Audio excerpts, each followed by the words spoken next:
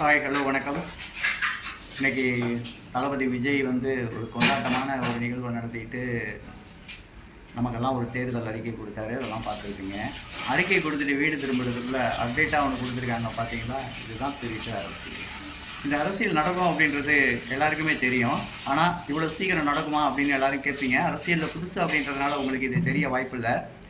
எந்த ஒரு புது கட்சியும் எந்த ஒரு தலைவரும் தன்னை மீறி ஒரு இலக்கை நோக்கி பயணிக்கிறாங்க அப்படின்னு சொல்லும்போது இவங்க என்ன பண்ணுவாங்கன்னா, இந்த மாதிரியான சப்ஸ்டியூட் வேட்பாளர்கள் போட்டு வச்சுருப்பாங்க திரைமறைவில். எப்படின்னா, இப்போ போட்டிருக்காங்கல்ல, வழக்கு போட்டவங்கெல்லாம் பார்த்தீங்கன்னா ஒரு சமூக ஆர்வலர்கள் அப்படின்ற ஒரு போர்வையில் இருப்பாங்க. இது இவங்க முழுக்க முழுக்க ஒரு அரசியல் கட்சிக்கு சப்போர்ட்டாக இருக்கிறவங்க தான். இது வெளியிலே தெரிஞ்சிருக்காது. வெளியிலே தெரிகிற மாதிரி இவங்களோட நடவடிக்கைகள் இருந்திருக்காது. இப்போ தலைவர் விஜய் மேலே கூட இப்படி ஒரு வழக்கை தான் போட்டிருக்காங்க. என்னன்னா, தேர்தல் பத்திரத்தில் வந்து இவரோட சொத்து மதிப்பை குறைச்சி காட்டியிருக்காங்க. திருச்சிக்கும் பெரம்பூருக்கும் மாறுபட்ட கருத்து இருக்குது அப்படின்றத காமிச்சு இந்த வழக்கை வந்து உச்சநீதிமன்றத்தில் உடனடியாக விசாரணைக்கு எடுத்துக்கிட்டு ஒரு மனுவை வந்து தள்ளுபடி பண்ணணும் அப்படின்னு கேட்டிருக்காரு ஒரு சுயேட்சை வேட்பாளர். அது அப்படியே இருக்கட்டும். அடுத்து பார்த்தீங்கன்னா, இது காலையிலே நடந்துருச்சுங்க. இதுக்கு முன்னால் வந்து ஆதவ அர்ஜுனாவுக்கு அவரோட தொகுதி வில்லிவாக்கம் தொகுதியில் தேவராஜ் அப்படின்றவர், அவரும் சமூக ஆர்வலர் தான், அவரும் சுயேட்சை வேட்பாளர் தான், அவரும் இந்த மாதிரி ஒரு நிகழ்வை நடத்தியிருக்காரு. இந்த ரெண்டு பேருக்கும் என்ன சம்மந்தம் அப்படின்னு கேட்பீங்கல்ல, கேட்கத்தானே வேணும். இதுதான் அரசியல். இந்த அரசியலில் எவ்வளோ தூரம் அடிக்கணும்னு நினைக்கிறாங்களோ அந்த அளவுக்கு அடிப்பாங்க. ஒரு வேலையை நீங்கள் முன்னெடுத்துட்டு போக முடியாத அளவுக்கு மன வலியை தருவாங்க, மன தைரியத்தை உடைப்பாங்க. இது எதுக்கு அப்படின்னா, இது ஒன்றும் பெருசாக நிற்க போகிறது கிடையாது. ஆல்ரெடி ஏற்கனவே அவங்க வேட்புமனுவில் நிறையா முறை தலைவர் விஜய் அவர்கள் மாற்றம் செய்து அதற்கான கூடுதல் பத்திரங்கள், பிரமாண பத்திரங்கள்லாம் தாக்கல் பண்ணி எல்லாமே நேர்சீர் பண்ணியாச்சு. அந்த ஒரு 15 கோடி ரூபாய் கார் பிரச்சனை கூட வந்திருக்கும். ஆல்ரெடி அதை நம்ம வந்து வரி கட்டி வாங்கினது தான், அதுக்கு நான் எதுக்கு அதை கணக்கில் கட்டணும் அப்படின்ற மாதிரியானதெல்லாம் சொல்லி முடிச்சிட்டாங்க. இருந்தாலும் இவங்களுக்கு நம்பிக்கை இல்லாமல் இன்றைக்கி இந்த ஒரு நிகழ்வை பண்ணியிருக்காங்க.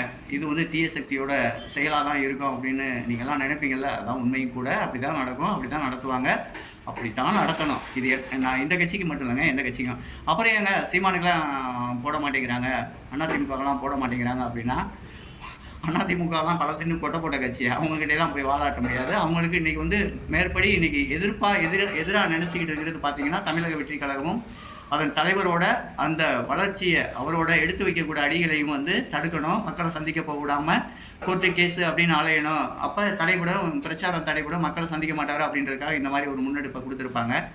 எது எப்படி இருந்தாலும் தமிழக வெற்றி கழக தலைவர் 2 தொகுதியிலையும் ஜெயிக்கிறாரு. கேஸெல்லாம் ஒரு மேட்டரே கிடையாது. இந்த கேஸெல்லாம் போட்டவங்கெல்லாம் பீஸுக்காக போட்டிருப்பாங்க, காசுக்காக நடந்துகிட்டு இருக்கும். ஆட்டோமேட்டிக்காக கடைசியில் அந்த பேரம் பேசுகிற இடத்துக்கு வருவாங்க, கேஸை வாபஸ் பண்ணிட்டு போயிடுவாங்க. இதுக்கு காரணம் இன்னொன்று கூட சொல்லலாம். உதயநிதி ஐயா தமிழக துணை முதலமைச்சர் மேலே வழக்கு போட்டிருக்காங்கல்ல, அதுக்காக நான் ரிவெஞ்ச் வழக்காக தான் இதை பார்க்கணும். பட் அந்த வழக்கை நீங்கள் வாபஸ் வாங்கிக்கோங்க, நாங்கள் இந்த வழக்கை வாபஸ் வாங்கிக்கிறோம் அப்படின்ற மாதிரி பேச்சுக்கள்லாம் அடிப்படும். இது வந்து அரசியலில் நிறையா நடக்கிறது தான். வாங்கினாலும் வாங்கலைனாலும் இந்த தொகுதிகளிலிருந்து இனிமேல் வேட்புமனுக்கெல்லாம் தள்ளுபடி ஆகாது. மனதைரியத்தோடு இருங்க. அதுக்கான வழக்கறிஞர்கள்லாம் இருக்காங்க, சட்டம் இருக்குது, சட்டத்தில் சில ஓட்டைகள்லாம் இருக்கும். அதெல்லாம் தெரியாமலாம் வழக்கறிஞர்கள் இருப்பாங்க, அதை அவங்க பார்த்துக்குவாங்க. நம்ம வேலையை நம்ம பார்ப்போம். வெற்றி தலைவர் விஜய்க்கு வாக்கு கேட்போம். ஜெயிக்கிறது என்ன, ஜெயிக்க வைக்கிறது என்ன, எப்படி அப்படிங்கிறத பற்றி நம்ம யோசிப்போம். தேவையில்லாத செய்திகளை கேட்டுட்டு நீங்கள் மனக்குழப்பம் அடையாதீங்க. தைரியமாக இருங்க. வெற்றி நிச்சயம். கான்ஃபிடென்ட்டாக இருங்க. வெற்றி நிச்சயம். தலைவர் விஜய் தான் ஜெயிக்கிறாரு.